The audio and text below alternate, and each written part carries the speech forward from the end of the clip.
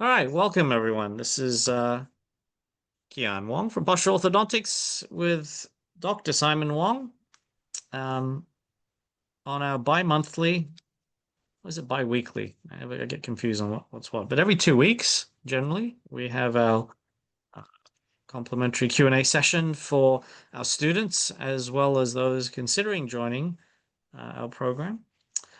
Tonight's session is a kind of a continuation of the session we had 2 weeks ago, where Simon summarized the key findings of the Texas A&M master's thesis that was embargoed for 2 years. Apparently, they had completed it in mid 2023, but didn't want to release it to the public until apparently about 2 months ago.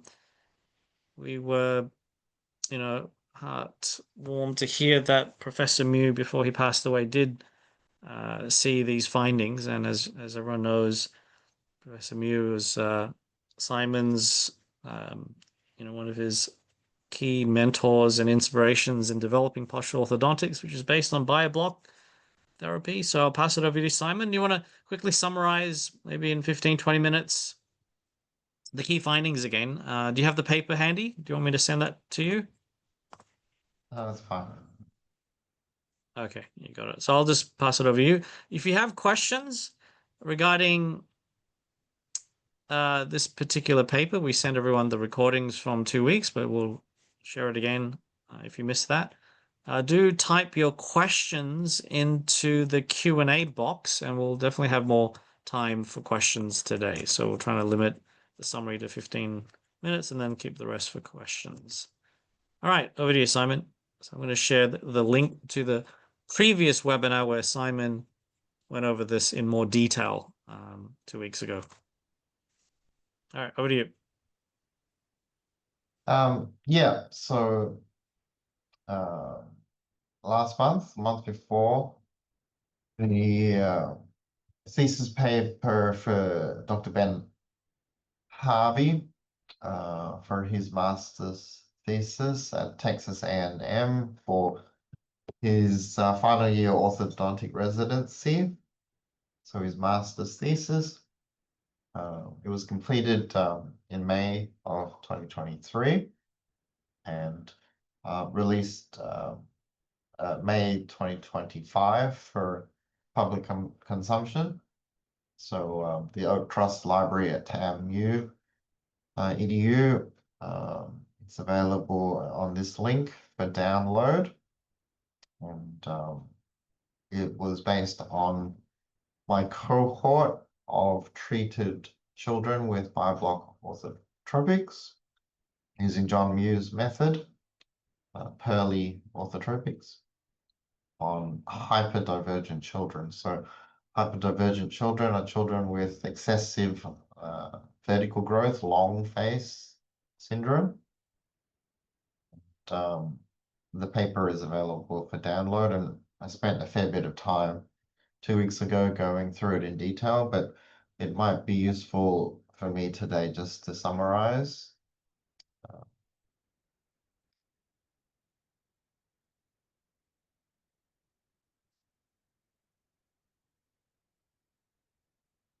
So the paper was on the effects of early Biobloc treatment on hyperdivergent children. Was completed. It was successfully defended in the thesis paper for Ben Harvey as part of his requirement to complete his orthodontic master's degree at Texas A&M, supervised by Professor Peter Bishang just before he retired.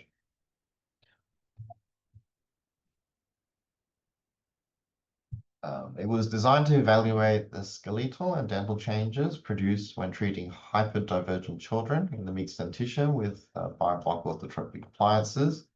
There were 46 consecutively treated hyperdivergent children, starting with an average age of 8 years of age, 16 male, 30 female. The treated group showed significant AP maxillomandibular corrections, resulting in a 7 times or 1.9 degree reduction of the A and B angle. We've Begonia Menton advanced 2.3 times or 3.3 mils and 1.9 times or 2.6 mils more than the treated control group, respectively, and SNB increased 4 times or 1.3 degrees more than the controls. Treatment produced a greater than 4.2 millimeter class 2 molar correction. The overjet reduction was 1.5 mils observed in the treatment group compared to only 0.6 mils in the controls. And the y-axis, which is the vertical dimension, showed the mandibular growth of the treated group change more towards a horizontal direction. So this preliminary study in Biobloc Orthotropics produced significant improvements of AP, maxillomandibular, skeletal, and dental relationships through anterior mandibular displacement and changes towards a more horizontal direction of mandibular growth. The appliance used was based on John Mew's Pearly Biobloc Orthotropics. We use primarily stage 3 and stage 4 appliances. So these are appliances that are clipped to the upper arch and hang down into the lower arch. There is a specific slot for the acrylic extensions to sit between the tongue and the vestibule underneath the myo ridge. This creates a scenario where it is comfortable to stay closed, but uncomfortable to hang the mouth open. So effectively, it is a penalty appliance that trains children to keep their mouth closed. What we know in growth is the most difficult of all malocclusions to manage is excessive vertical growth. Hyperdivergence is when we have excessive vertical growth, where the face, instead of traveling forward, as correct in normal class 1 growth, tends to hang more vertically in its orientation. The chin points towards the ground rather than points towards horizon. And growth is where the top and the bottom jaws diverge from each other, typically presenting as an anterior open bite relationship. When we assessed the treated group and we compared it to legacy control groups of untreated children with similar starting characteristics, we found a statistically significant improvement in changes in relative terms. So there was an A and B improvement of 1.6 degrees in my group compared to only 1.3 in the control group. And we were able to actually reduce the, A and B improvement of 2.2 degrees in my group compared to an A and B improvement of 0.3 degrees in the control group. So in my orthotropically treated group, we reduced over 2 degrees of A and B, which is effectively a full classification of Angle's malocclusion. The control group, which was not treated hyperdivergent children, effectively had no change in their A and B relationship. In the y-axis, which is the vertical relationship, I was able to reduce the growth in vertical by almost 1 degree, so 0.9 degrees, whereas the control group, there was no change in the y-axis. So we had significant changes that improved not only vertical control, but also improvement in the relationship of APs in the A and B relationship.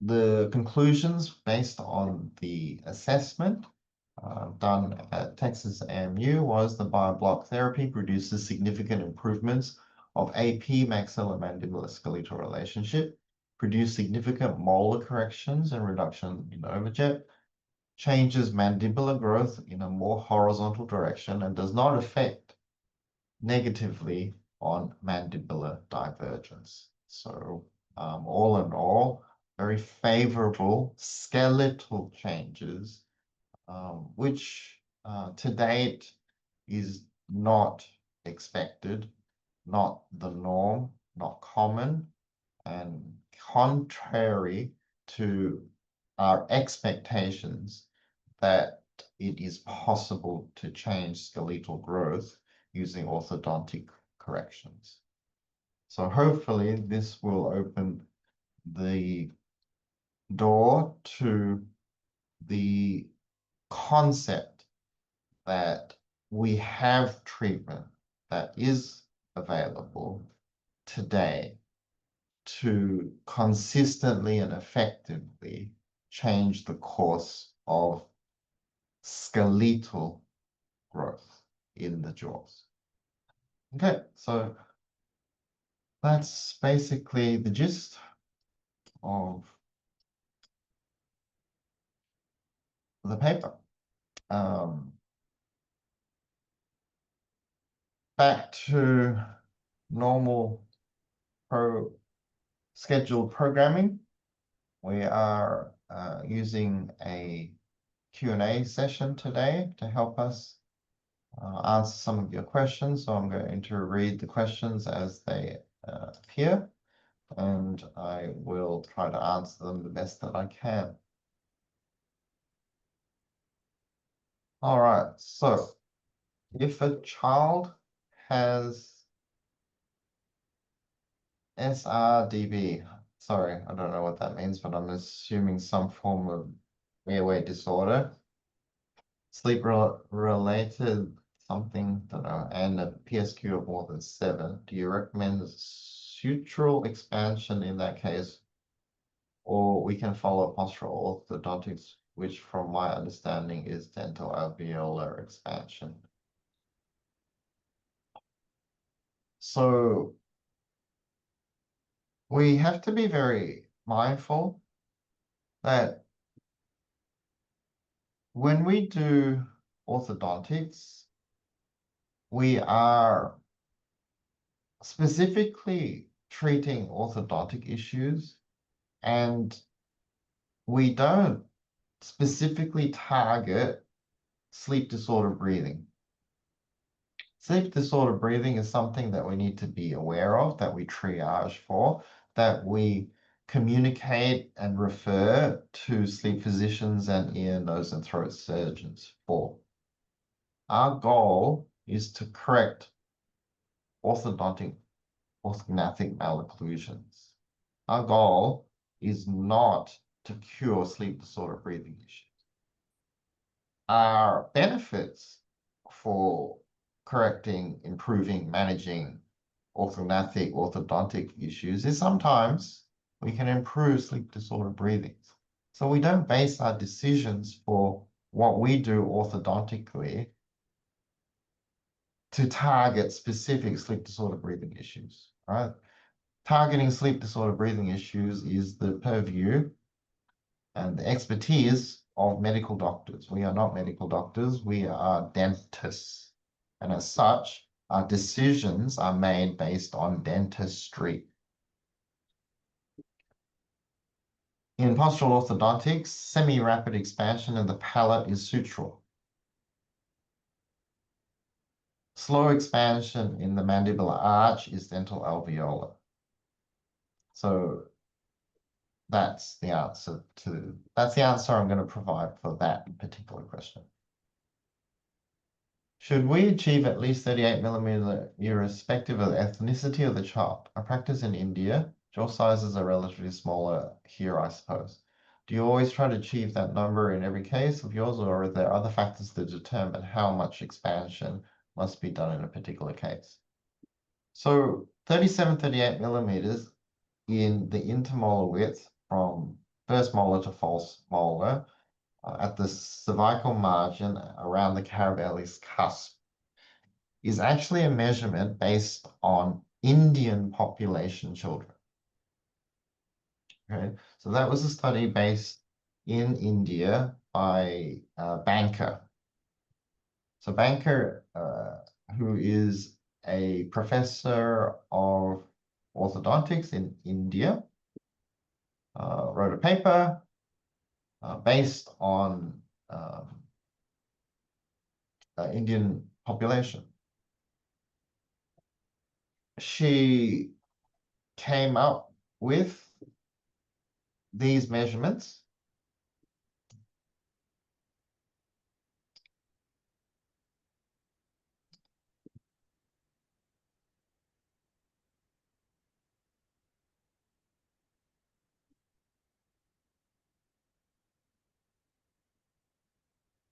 in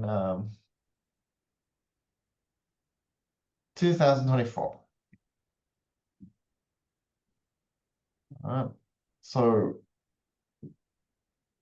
the answer to that question is, it's a general rule. It's something that is determined by the size of the teeth themselves. It does vary for ethnicity. Oriental people generally need more than 38 mils. Caucasian people sometimes need less. As far as Indian populations, apparently it's 37, 38 based on Banker 2024's study.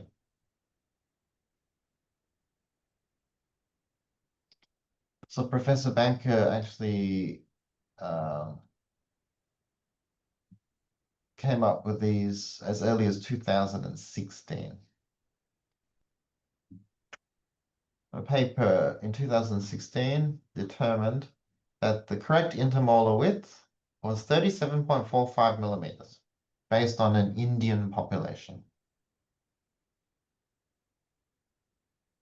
Right, so that's Banker 2016.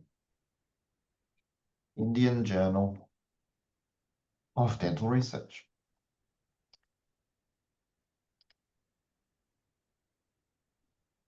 Are kids able to eat and speak with Biobloc or penalty appliance, or they are advised not to do these activities and remove them when these activities are required?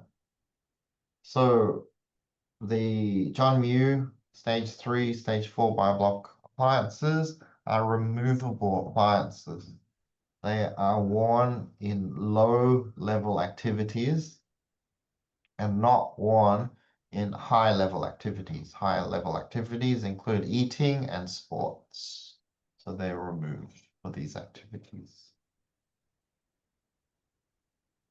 Does your appliance have vestibular attachments to take of perioral muscular activities?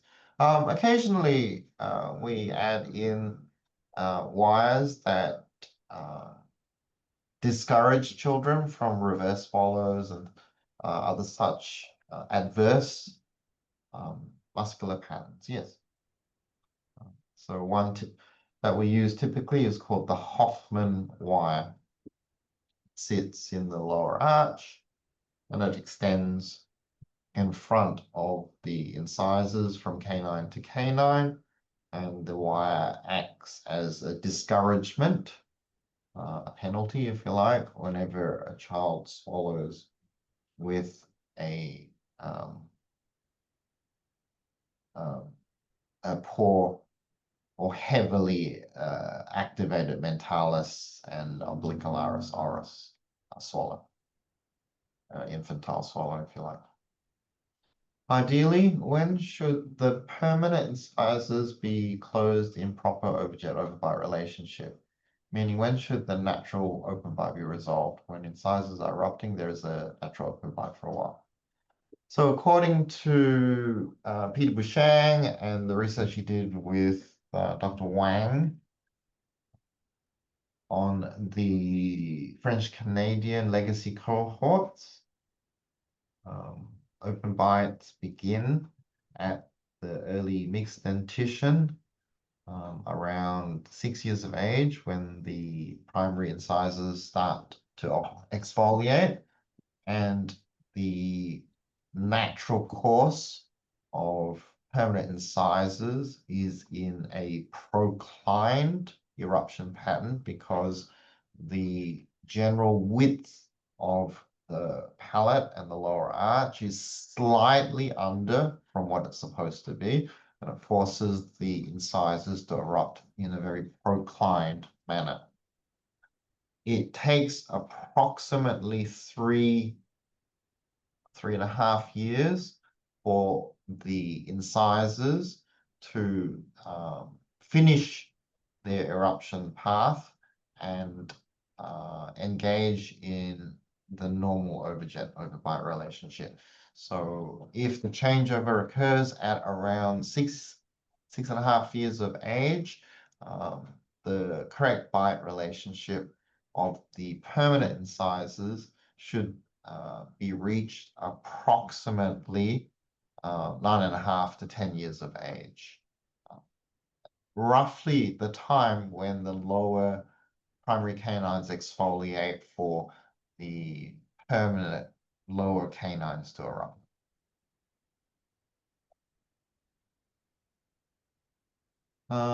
For class 1 skeletal malocclusion with mild dental crowding and minimum airway concerns, what are the benefits of early treatment other than maybe avoiding braces? I understand that the younger they are, the more dental alveolar bone, which contains toothpaste, can be affected. I understand the retraining posture will help as well, but I'm not clear on which crowding cases that lead for phase 2 ortho later versus strong recommendations for parents we treat early at 7 or 8 years of age. And since we are dentists, not ENTs, and therefore not treating the airway, do we recommend early intervention with our appliances for all dental crowding cases, assuming we still have ease to work with? I love guidance of some sort to help me treat, not treat unnecessarily. So one of the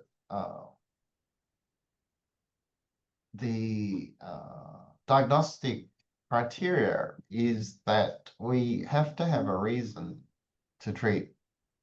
We don't treat because we want to do something. We treat when there is a valid reason. What are some of the valid reasons for early intervention?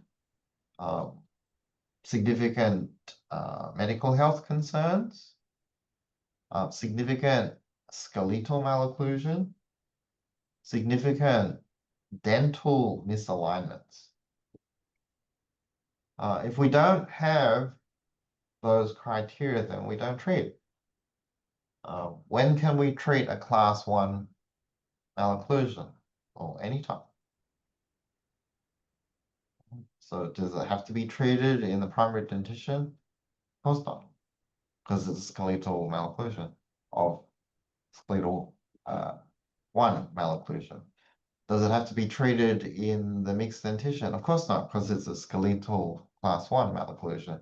Does it have to be treated in the teenage permanent dentition? No, of course not, because it's just a skeletal malocclusion. Can you leave a skeletal class 1 malocclusion for the entire life of a person? Absolutely. You don't actually need to treat anyone with a skeletal class 1 relationship. Right? No one ever died of crooked teeth if they were class 1. There's actually no justifiable reason to treat a class 1 malocclusion other than purely aesthetics. But if they choose to treat for aesthetics, then you can do so because it's a class 1 malocclusion. All right, so we have to remember that we don't have to be perfect to live a long and happy life. So decisions are made based on the severity and the patient's requests and the social norms of your society and your skill sets and your ability to discern.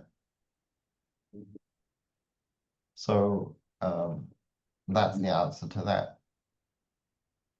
Now, if you choose to treat, then you have to justify, right? You have to say, well, Well, why are we treating a skeletal class 1 now? Oh, maybe we might avoid braces in the future. One reason. But if you can't ensure that, then you end up double handling, right? So they have to be aware of it. You have to be aware of that. Everything is about informed consent. How do we provide people with adequate informed consent? When you understand what you're doing well enough to explain it to yourself and to the parents. If you don't understand it well enough to explain it to yourself or the parents, then you're not ready to go it solo, so to speak. You need to have someone to guide you who has experience.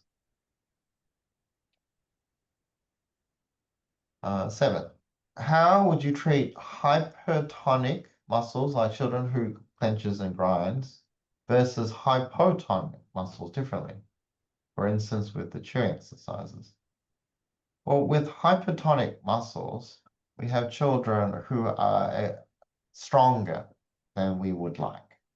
And hypotonic muscles, we have children who are weaker. Takes a long time for children to build sufficient muscle strength that they become hypertonic. Because our focus is on under 10 aged children, you will almost never find a child under the age of 10 who we would classify as hypertonic. With hypotonic, you see them all day long, every day, everyone, under the age of 10. It's very common. It's the norm that they are hypotonic. So almost universally, all your treatment is based on hypotonic.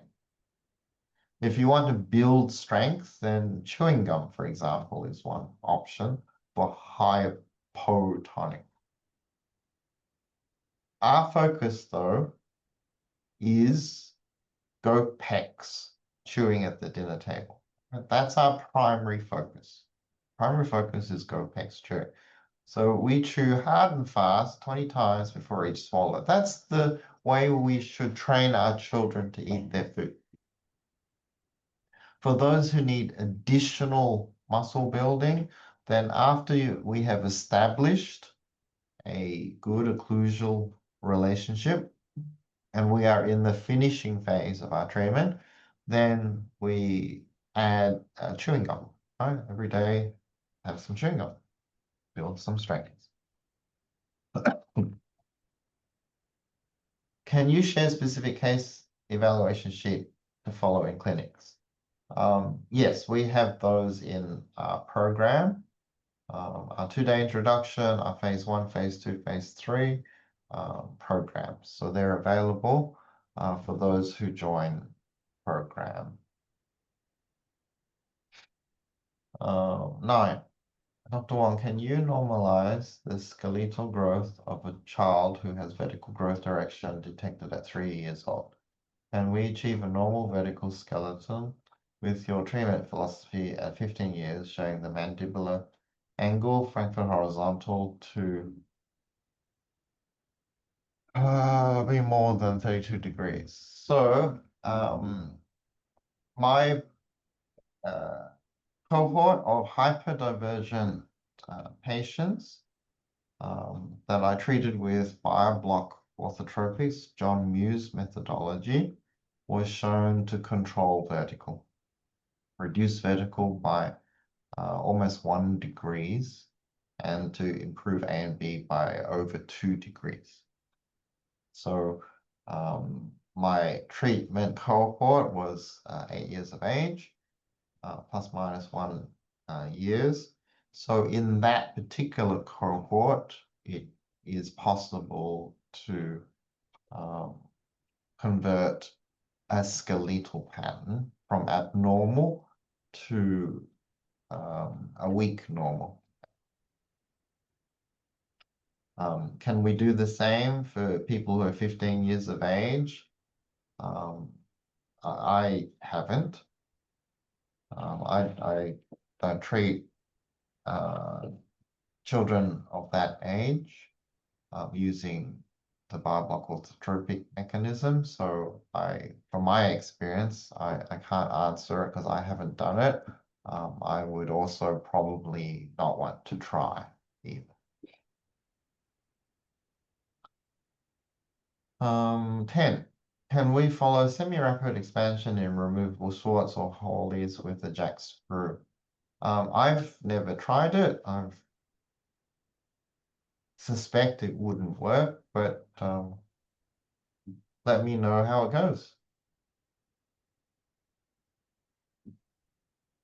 One of the significantly important parts of the appliances that I use and have created is that they are removable appliances that have almost if not the same, but better retention compared to fixed appliances.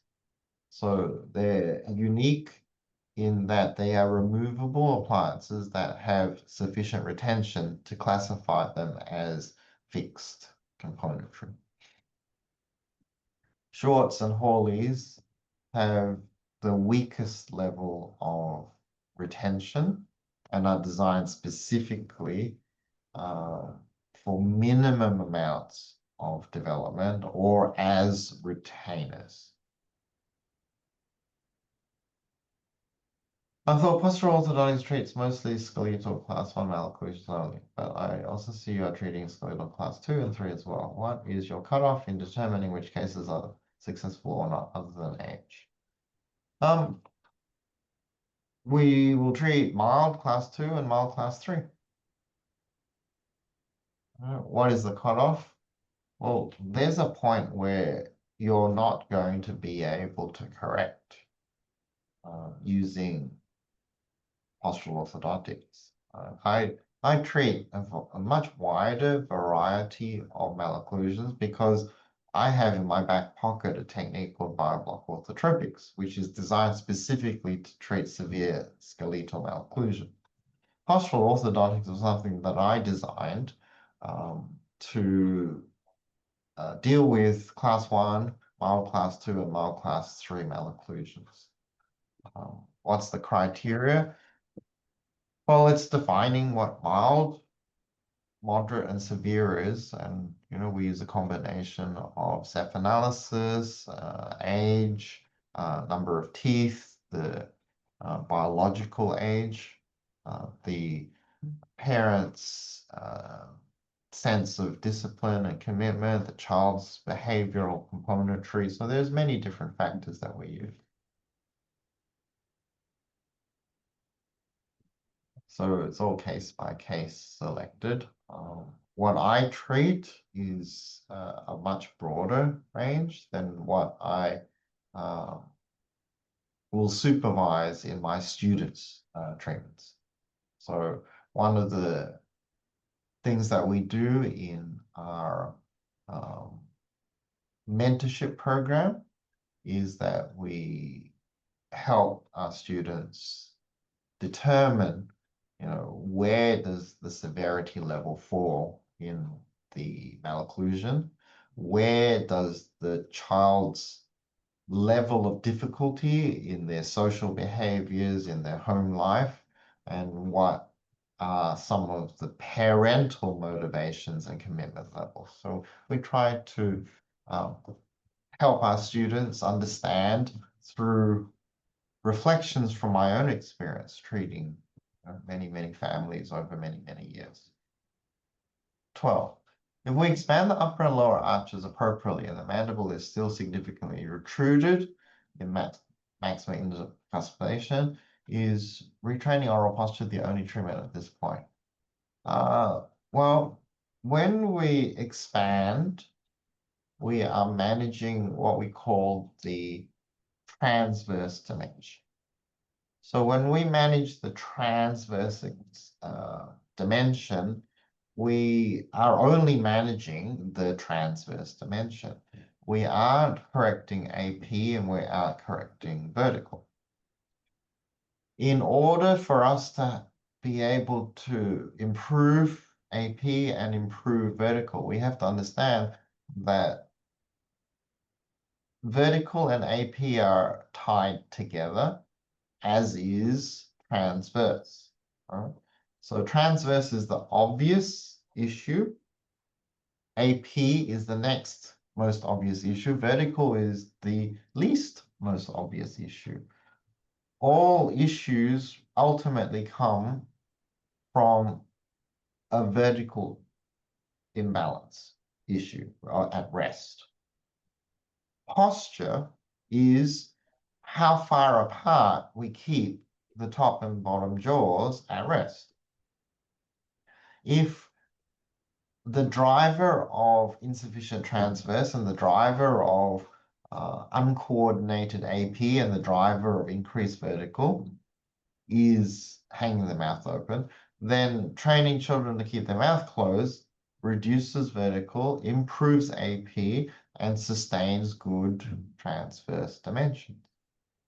So using the exercises to improve a child's posture is the primary mechanism that we have to improve AP and to improve vertical.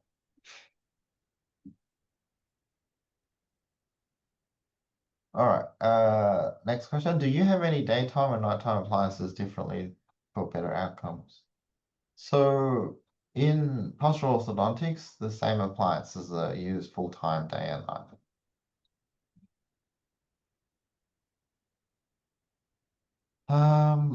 And then at the end of the treatment, there's retainers, which have a similar design to the active appliances, except there's no screw in it, or it depends on if they're in a transition phase of exfoliating primary teeth.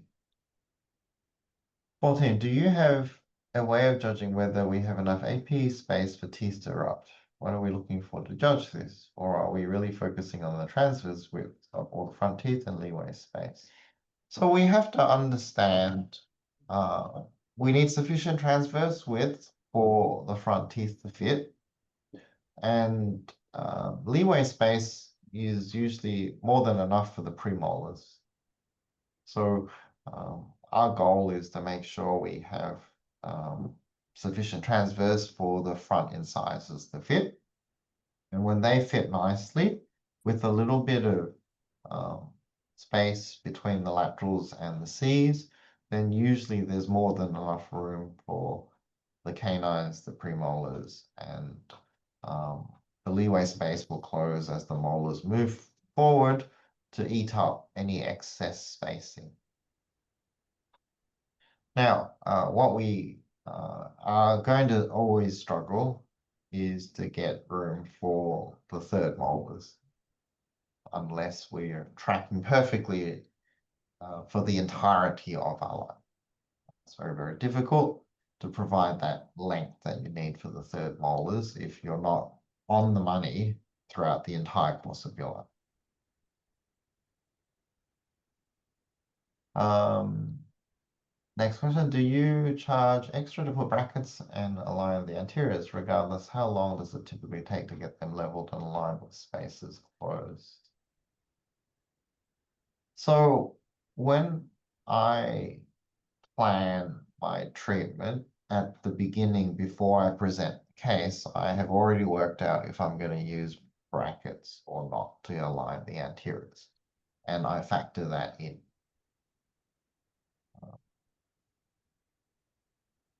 You know, I always begin with the end in mind, and I know beforehand if I'm going to use braces or not.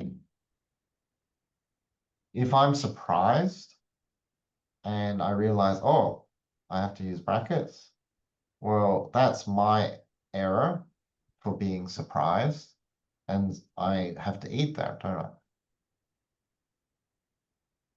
It's been a long time since I've been surprised because I've been doing this a very long time.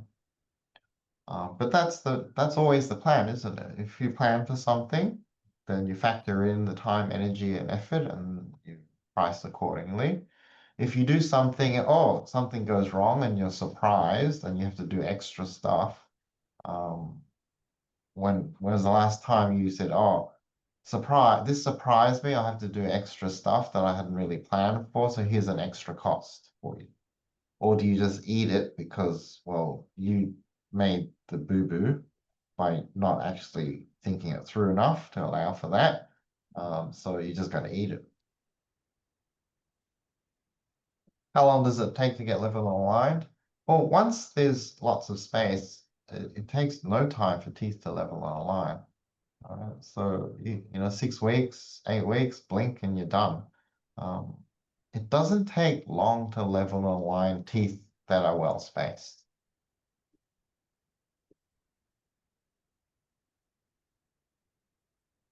With postural orthodontic appliances in place, the tongue position is not on the palate, but at the acrylic. Does it affect the swallow ideal tongue posture? How do we deal with that? So one of the big issues that we have with postural orthodontic appliances is the enormous bulk that sits on the palate and on the floor of the mouth. All right? It is what we call acrylic for the purpose of being a tongue substitute. So when we're developing space, we need enormous bulk in the mouth to trick the bones into believing that the posture is correct. Once we have developed that space, once we have tidied up the dentition so that we have a good occlusion, then the plates come out and we put retainers that are much slimmer to be worn at night. And at that point, we retrain children with finishing exercises that train them to hold correct tongue posture with the absence of appliances during the day and the presence of only very slim appliances during the night.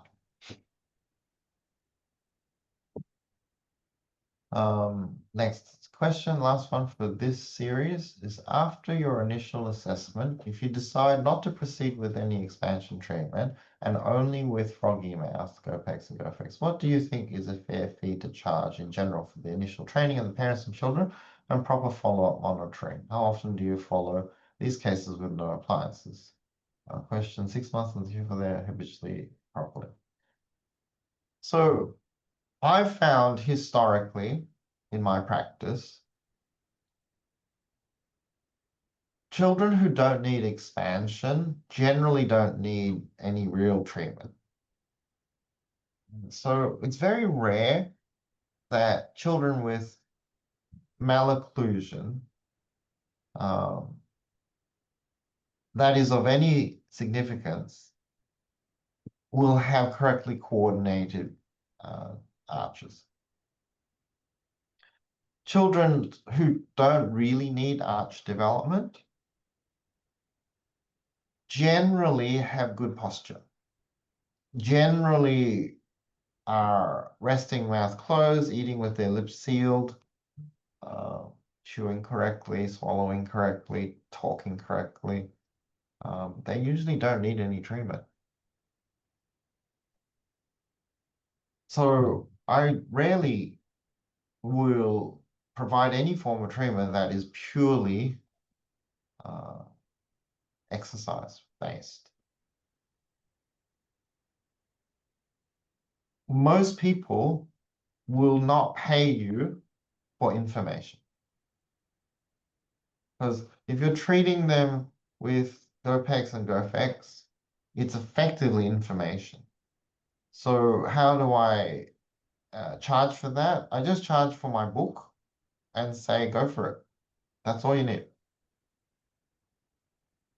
That's it. All right, just charge them for the book and have a good life. All right, make sure your kids have good table manners and good speaking manners. Have a good life. As far as froggy mouth, again, froggy mouth is something that was developed by French orthodontists to help correct dysfunctional swallow patterns. In my practice, I've only started using this system recently and as a finishing process. It's a finishing program. So it's part of the GOPex armamentarium, our instruments that I use for GOPex. It's to supplement the GOPex exercise. It's to prepare the children so that they can do GOPex. So it's part of my end of treatment process. So what do I charge? If it's part of the entire treatment, then it's inclusive within the program. If it's an add-on for children who are out of contract, then you just got to figure out how much the fee, the laboratory fee for the appliance is, and every country is different. I think here in Australia, they're about $70 or $80 each. So you just got to make sure you're covering all your costs there. All right, one more question before we wrap up. ENT consult before appliance therapy is it mandatory? Well, an ENT consult is something that is done when there is a physical obstruction in the nose or the adenoids or the back of the mouth. So if we discern in our screening evaluation that the nose is blocked or the adenoids are enlarged or the tonsils are enlarged, or there's some form of associated sleep disorder breathing, then yeah, we'll refer. Right, so if the pediatric sleep questionnaire is all flagged, if the nose is blocked, if on your assessment you see the adenoids are swollen, if in your intraoral assessment you see, grade 3, grade 4 tonsils, if you see on your pan X-ray the turbinates are enlarged, then you've effectively flagged for ENT related concerns, and then I would refer. If there are no reasons based on our screening assessment, then of course we don't refer unnecessarily. All right, excellent. Thanks, guys. That's my bit for this week. All right, thanks, Simon. Thanks everyone for joining. Actually, there's a couple of announcements. I'll let you go, Simon. I know you gotta head off to work. Thanks for joining. We actually have an announcement for those interested. Firstly, we're doing a second 2-day intro event this year. It's the first time we've decided to do it 2 in a year. We just had one in June, but we are having one in November. So for those of you who'd like to join Simon's program, let's start off. It's our 2-day intro, the Postural Orthodontics. You can catch some early bird specials. Just so happens they're ending shortly. You can check out the website there. For those who joined our program in June, we do have some specials. Our advanced program, once again, those are ending this week as well. So just reach out, send me an email or a text, and we can give you a bit more details on that. Or if you'd like to schedule a chat about the mentoring program, there's a couple of spots left. So, just schedule a time and I can go through the details, the costs, etc., etc. And then finally, a lot of people are showing some interest in orthotropics. As Simon said, he's not teaching this advanced training well, he's not supervising, though he has done a 2-day intro to orthotropics a few years ago, and he's decided, with this latest research that has come out, that he's open to releasing the recordings. It was a live event online during COVID, but it is available for those of you who have done not only the 2-day intro, but at least the phase 1, 2, 3 of the advanced training. So if that applies to you, if you're a past student listening in and you'd like to learn more about how Simon does his orthotropic type work, he's created a 16-hour, a very detailed, lots of protocols, downloadable practice templates, dozens of different papers and articles from Professor Mew himself that he's collected over the years that are relevant to orthotropics. Anyway, so that's available. There's a 4-hour preview. If you'd like to see the preview of that program, you just send us an email at info@straightteethnaturally. Just mention phase 5. That's what we call our 2-day intro to orthotropics. And once again, you have to have at least completed phase 3. If you don't know what that is, then send us an email and we can explain the process of, getting to that. But he won't do any mentoring or case supervision on severe cases. Why? Because they could take 3 to 5 years. And, it's the first 12, 18 months is postural orthodontic type protocols anyway. So get started with treating simpler cases. That's 70, 80% of your cases anyway. Why tackle, the really difficult cases when you're not so experienced in this, right? It does make sense. So, and also we're waiting for more peer-reviewed papers. We just had a master's thesis, which is nice, but until it gets published at, these bigger journals that are more respected amongst the orthodontic community, it's best to steer clear of non-evidence-based protocols, right? Simon's pulled it off, but not many people have done so. In fact, according to Mike Mew, Simon has had the best results in implementing orthotropics over the last few decades. So, we want to make sure it's safe and properly, peer-reviewed before you might undertake such tricky cases. So hopefully that makes sense. Anyway, any questions about anything quickly before we wrap up? I know there's a few dozen people still on. If any questions about the advanced program?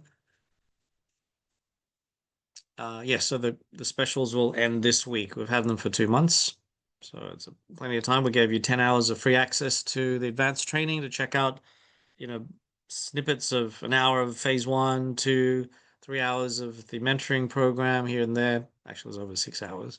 So by now you know whether it's for you or not, and if it's not, not a problem. For those who are new to this type of early intervention, then join our 2-day program in November. And it comes with, because it's still 4 months away, September, October, really 3.5, we have given as a bonus the 2-day intro recordings from last year's event, which we held in New Jersey, I beg your pardon. We held a 2-day event. Simon flew over. We had a few other guest speakers. Dr. Kevin Boyd attended in person. Professor Narinder Singh zoomed in via Sydney, and orthodontist Dr. Amanda Wilson was there. They all gave a 1-hour presentation. I mean, the only difference is those 2 or 3 hours, right? The core 11, 12 hours is Simon teaching the introduction to postural orthodontics, but it also has very detailed protocols over 400 or 500 pages of that. So it's some of you who are more experienced, like orthodontists, can run with it. And those who are relatively new, we've got advanced training as well as the option to getting supervised, whether it's for your own children or patients in your practice.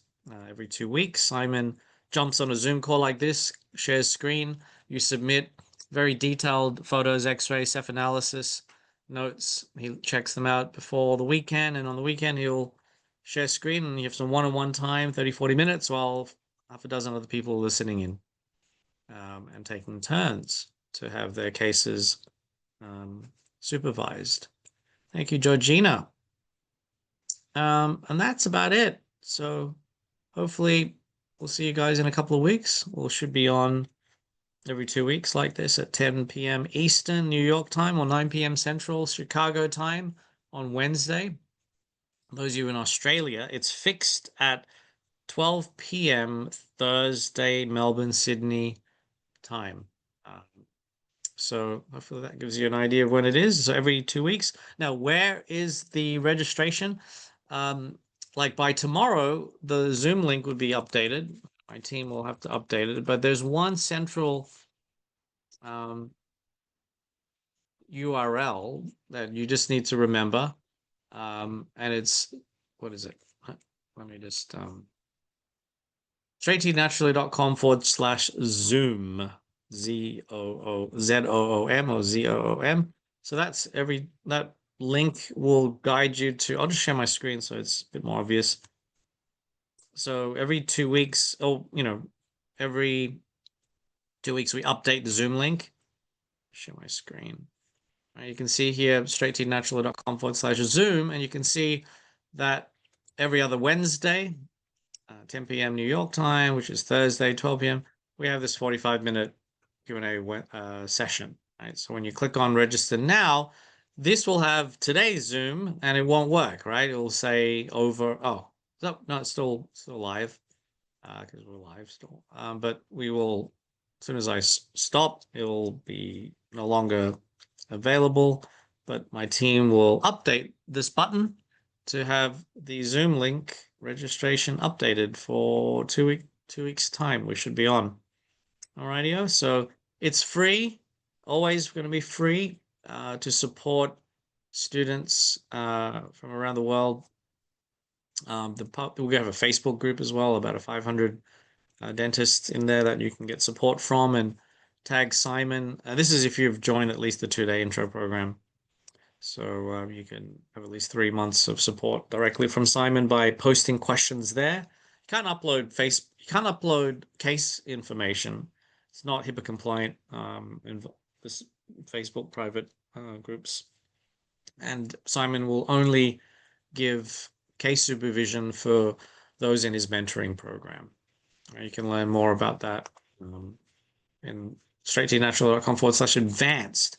You can see there's, different levels of tuition depending on what, whether you want to join our advanced, phase 1, 2 training, or 3, 4, or all the way with mentoring as well. Right, so it's all there.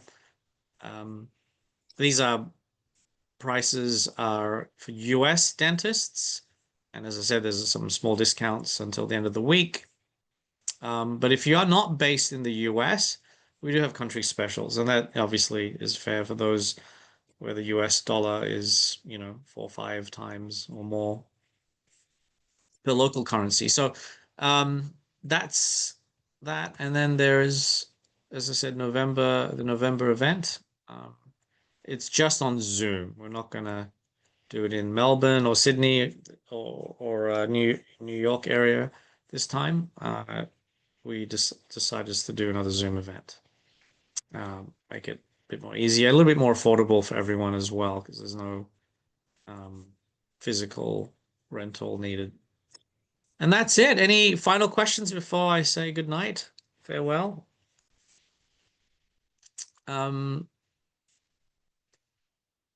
Looks like that's about it. All right, guys. Good night from New York. Take care, and we'll see you in a couple of weeks. Ciao. Oh, we will record. This is recorded, and if you missed a bit of it, we'll upload it to our YouTube channel. Probably by tomorrow. If you don't know what our YouTube channel is, let's plug that. What is my YouTube? Where's our YouTube channel? We revamped it. Very excited. Looks cool. Every week we have 2 new videos. Here you go. It's obviously free. You don't have to subscribe, but I'd love for you to subscribe and tell your other dental friends. There's dozens and dozens of hours of training. Cool. All right, guys. Good night. Take care. Bye-bye.